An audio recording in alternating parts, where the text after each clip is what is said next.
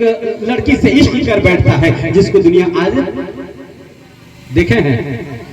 بہت وائرل ہو رہی ہے،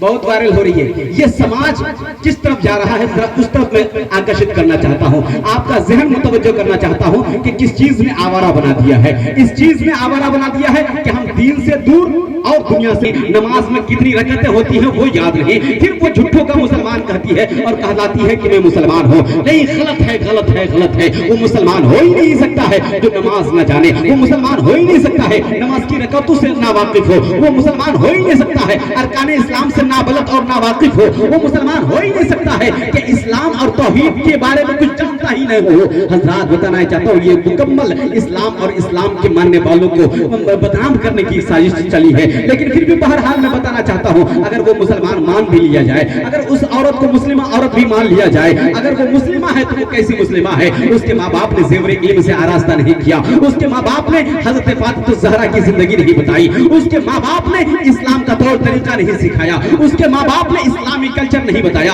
اس کے ماں باپ نے نماز روزے سے دور رکھا۔ آج اس کا نتیجہ ہے کہ 4 بچے لے کر کے ہندوستان آتی ہے، دبئی اور نیپال کے راستے سے جب ہندوستان آتی ہے سیکورٹی فیلئر ہے، اور ہندوستان میں آ کر کے وہ بکواس کرتی ہے کہ پاکستان خراب ہے یا ہندوستان خراب ہے، یہ مسلمان۔ ارے خراب کون ہے؟ تم کتنا اچھا ہو، تم نے ایک پتی کو چھوڑا، تم نے ایک اپنا گھر بار 12 لاکھ میں بیچ دیا، پھر اپنا ملک چھوڑا، اپنے پیار کو چھوڑا، اپنے وطن کو چھوڑا، ماں باپ کو چھوڑا، دوست و احباب کو چھوڑا، سہیلیوں کو چھوڑا، ساری چیزیں چھوڑ کر کے ایک آوارہ عشق کرنے کے لیے، سچن نام کے لڑکے سے آوارہ عشق کرنے کے لیے تم ہندوستان آتی ہو۔ چلو میں تمہارا استقبال کرتا ہوں، آ گئی ہو، لیکن پھر یہ کیا کہنے کی ضرورت ہے؟ تم ہندوستان میں آ کر کے بکواس بکتی ہو اور پھر کہتی ہو کہ اسلام ہمیں آزادی کا مذہب نہیں ہے، اسلام ہمیں آزادی نہیں دیتا ہے۔ دنیا میں کروڑوں اربوں 1 ارب 20 کروڑ مسلمان پائے جاتے ہیں، کہاں کسی نے کہا کہ اسلام ہمیں تنگی کا شکار بناتا ہے، کہاں کسی نے کہا کہ ہم قید کی زندگی گزار رہے ہیں؟ لیکن حضرات جب بچوں کے ہاتھ میں جب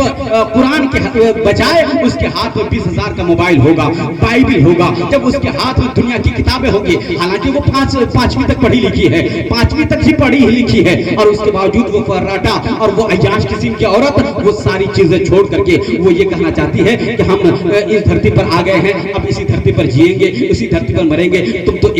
تم پیار کی نشے میں نہیں بلکہ تم ہوس کے پجاری ہو۔ تم نے اپنے پتی اور اپنے شوہر کی عزت کو نیلام کر دیا، اپنے خاندان کی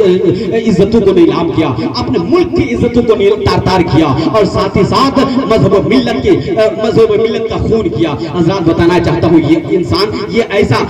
انسان کب پنپتا ہے؟ جب اس کے ہاتھ میں جب قرآن نہ ہو، اس کے ہاتھ میں 4 موبائل ہو، جب اس کے ہاتھ میں انٹرنیٹ سیوائیں ہوں، جب وہ PUBG کھیلنے لگے، جب وہ فری فائر کھیلنے لگے، جب اس کا شوہر بھی اسے نہ کہے کہ تم کس سے بات کر رہی ہو، تمہارا کنیکشن کس سے ہے۔ چلو میں 80,000 70,000 سعودیہ سے کماؤں گا، پھر بیوی کی خیریت نہیں معلوم کروں گا، پھر بیوی سے نہیں پوچھوں گا کہ تمہارا فون کہاں بزی جاتا ہے، تم کس سے باتیں کر رہی ہو، تم رات میں جاگتی کیوں ہو، تمہارا کیا معمول ہے۔ اس کے ہاتھ میں قرآن دے دو تاکہ اس کو کہو کہ تمہیں قرآن پڑھتے رہنا ہے۔ اگر وہ گھر میں خالی بیٹھی ہے، نماز کا تحفہ دے دو تاکہ اس کا ذہن آوارہ نہ ہو جائے۔ اس کے ہاتھ میں قرآن تھما دو تاکہ وہ زندگی بھر قرآن کی تلاوت کرتی رہ جائے اور کسی عیاش قسم کے انسان کے محبت کا شکار نہ ہو جائے۔ اس لیے حضرات قرآن تھمانا ضروری ہے، اس کے ہاتھ میں موبائل کے بجائے دامن اسلام تھمانا ضروری ہے، اس کو عیاش بننے کے بجائے نماز روزے کا پابند بنانا ضروری ہے۔ حضرت فاطمہ الزہرا کی زندگی کا مطالعہ اور اس کی زندگی کو بتانا ضروری ہے، ورنہ یہ عیاش قسم کی عورتیں دنیا میں جنم نہیں لیتی۔ اگر ایسی عورتیں جنم لیتی ہیں تو اس کو بچپن ہی میں مر جانا چاہیے، دم گھٹ کر مر جانا چاہیے۔ نیلام کر دیا اور بدنام کر دیا۔ بہر صورت بتانا چاہتا ہوں ہمارا قرآن، ہمارا اسلام کیا کہتا ہے، اس طرف توجہ دیجیے۔ قرآن یہ پکار کر کہتا ہے کہ تم اپنے جب تم شادی کر لو تو اپنی بیوی کا خاص خیال رکھو، اس لیے کہ مرد اپنی بیوی کا خیال نہیں رکھے گا تو ہو سکتا ہے عورت بد چلن ہو جائے، ہو سکتا ہے عورت بد کردار ہو جائے، ہو سکتا ہے عورت کسی سے دل لگا کے بیٹھے، ہو سکتا ہے عورت کا کسی سے ناجائز عشق ہو جائے، تو پھر وہ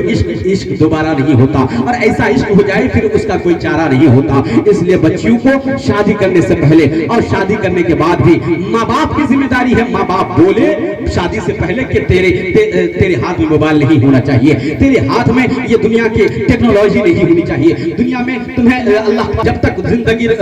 تمہارے ساتھ زندگی سلامت ہے تم خدا اور خدا کے رسول کا فرما بردار ہو جاؤ. مولوی صاحب نے کیا پڑھایا ہے اس پر تھوڑی سی توجہ دو. قرآن کیا کہتا ہے اس پر تھوڑی سی توجہ دو. حضرات جب ہماری بچیاں ہمارے سماج میں ہمارے ماحول میں اسلامی تعلیمات سے آراستہ ہوں گی تو پھر انشاءاللہ اس کو 1000 روپے کا آفر کیا جائے گا, لاکھوں کروڑوں روپے کا آفر دیا جائے گا اور کہا جائے گا یہ لے کروڑوں روپے اور اس کے وجہ سے تم بول دے کہ اسلام بیکار ہے اور کہہ دے کہ قرآن کوئی کتاب نہیں ہے, کہہ دے اسلام کے خلاف بولنے کی کوشش کر دے, تو ایسا وہ ہرگز نہیں کر سکتی ہے. وہ کہے گی کہ میں ایسے کروڑوں روپے پر کھڑے اس پر تھوک دوں گی لیکن میں اپنے ایمان کا سودا نہیں کروں گی. اس لیے حضرات آپ اپنے بچے کو اسلام سے قریب کیجئے.